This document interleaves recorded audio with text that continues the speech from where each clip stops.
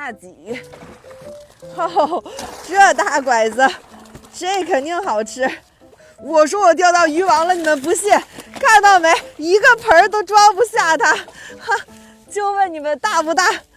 来，看，这条鱼是个残疾的鱼，看它这儿小时候是个畸形，被电了还是怎么回事啊？反正我感觉它长这么大确实不容易。这条鱼咱给它放了吧。看，长这么大最少得需要3、5年，咱放生吧。祝愿屏幕前的你啊，家人健康，事业顺利，平平安安的。来，带着我们的祝福回去吧。哇！